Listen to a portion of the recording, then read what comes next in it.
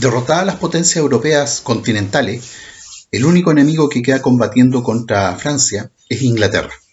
Y Napoleón propone a los miembros del directorio un plan que supuestamente va a dar el control de gran parte del comercio mundial a Francia y va a afectar fuertemente económicamente a Inglaterra. Este plan le viene muy bien al directorio porque es la oportunidad que ellos ven de eliminar a este general que les era tan independiente, al cual no podían someter a su autoridad. Napoleón propone invadir Egipto. Por ahí pasaba gran parte del comercio que venía desde la India, la gran propiedad imperial que tenía Inglaterra en esa época, llevando los productos por el Mediterráneo hasta Inglaterra. Entonces, si conquistaban Egipto, el comercio se iba a interrumpir varios meses porque atravesar todo el Océano Índico, rodear África y llegar hasta Inglaterra era mucho más complejo que la otra ruta que él iba a cortar. Los miembros del directorio hallaron brillante esta idea, pero con la idea de que se fuera a Egipto y ahí dejarlo abandonado y olvidarse de él y así tener un problema menos en la cabeza. La campaña de Egipto militarmente un fracaso por la falta de recursos que se vio enfrentado a Napoleón, producto de que los miembros del directorio se olvidaron de él. Pero la campaña de Egipto es importantísima desde el punto de vista histórico, puesto que Napoleón, una persona que no solo era un excelente militar, sino que era una persona muy ilustrada, decidió llevar con él una gran cantidad de investigadores y científicos a estudiar esta gran cultura. Al parecer su deseo era emular un poco lo que había sido las campañas de Alejandro Magno, a quien él admiraba y quien había conquistado Egipto y de ahí en adelante había establecido un avance militar hasta llegar casi a la India. Era la primera etapa entonces su gran proyecto y su ambición de ser considerado el máximo general de la historia, un emperador potentísimo. Pero sin la ayuda de Francia, con la flota que le abastecía de recursos destruida en Abukir, Napoleón se ve obligado a abandonar su ejército y marchar a Francia. Como les dije, la expedición fracasó militarmente, pero culturalmente dio un tremendo impulso a la arqueología y sobre todo a la egiptología. Todo lo que conocemos de Egipto proviene de esa época, de los investigadores que comenzaban a hacer dibujos, a bocetear todo lo que eran las grandes construcciones y dibujos jeroglíficos de Egipto. Vuelto a Francia, Napoleón da un golpe de estado, elimina el directorio y asume el poder él compartiéndolo con otros dos personajes más. Eso es el periodo del consulado. Duró muy poco porque Napoleón rápidamente se dio cuenta que en realidad el que gobernaba, el que tenía el poder, era él y los otros cónsules no aportaban mayormente y por lo tanto elimina el consulado al poco tiempo y se establece como emperador. El imperio es el periodo entonces donde gobierna como monarca absoluto Napoleón. Son aproximadamente 10 años de gobierno donde impone por las armas su dominio y sobre todo a Europa y difunde las ideas de la Ilustración. Saca a los monarcas absolutos, reparte coronas, nombra a generales y a miembros de su familia, los casa o les da la corona de ciertos reinos, cambiando totalmente el panorama dinástico de Europa.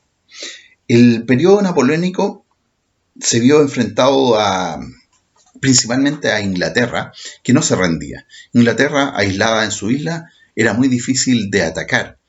En algún momento Napoleón pretendió invadirla por mar, pero desgraciadamente en la batalla de Trafalgar toda su flota es destruida y por lo tanto la posibilidad de invadirla directamente se perdió. Ante esa situación decide afectarla nuevamente económicamente. Consideró que el bloqueo continental, cerrar todos los puertos de Europa al comercio con Inglaterra, la iba a perjudicar tan fuertemente que se iba a ver obligada a pedir la paz. Es así como hacia 1808, 1807, da la orden a todas las naciones de Europa de cerrar los puertos con el comercio británico. Todos acceden porque están bajo la amenaza militar del ejército napoleónico. Pero el único estado que no lo acepta va a ser Portugal. El comercio de Portugal con Inglaterra era muy importante para este pequeño estado y por lo tanto no podía aceptarlo sin caer casi en la crisis absoluta. Napoleón, para obligar al rey de Portugal a seguir su orden, decide invadir el reino de Portugal y para eso solicita que sus tropas pasen por territorio español. El rey de España era aliado de Napoleón, para invadirlo. Las tropas avanzan por España y le envían informes constantemente de lo que está ocurriendo. Y él se da cuenta que en España hay un fuerte rechazo hacia el rey de España. Y él considera que llegó la oportunidad de quedarse con esta corona. Obliga al rey de España a abdicar, a entregarle la corona a Napoleón, y Napoleón se la entrega a su hermano, José Bonaparte.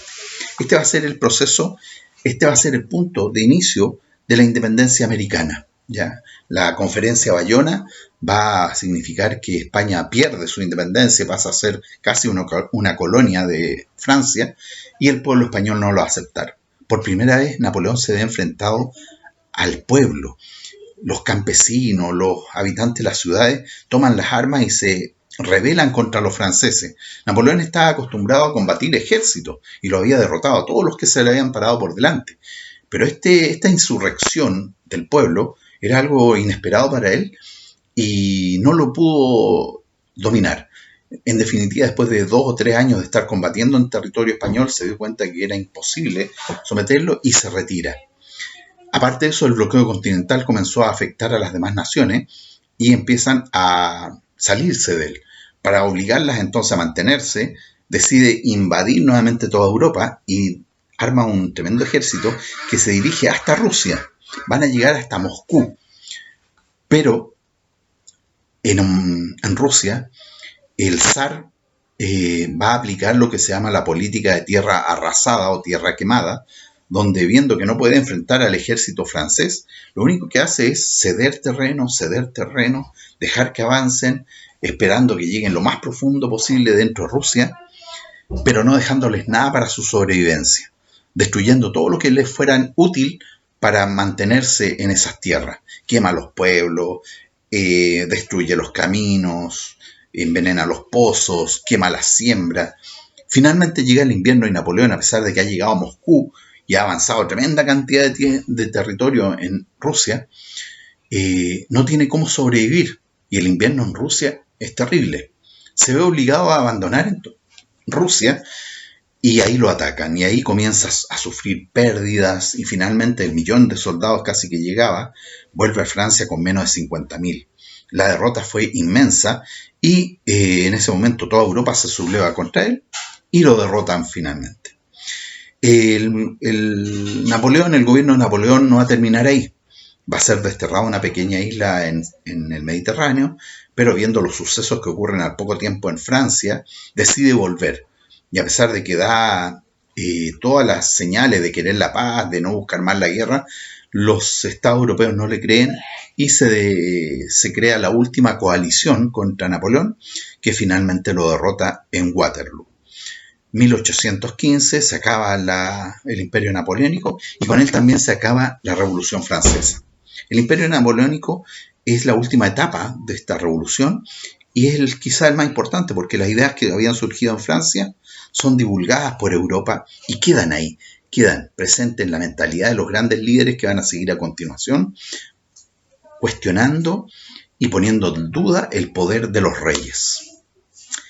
Espero que les vaya bien, chiquillos, que hayan entendido todo y que les sirvan estas pequeñas capsulitas explicativas. Chao.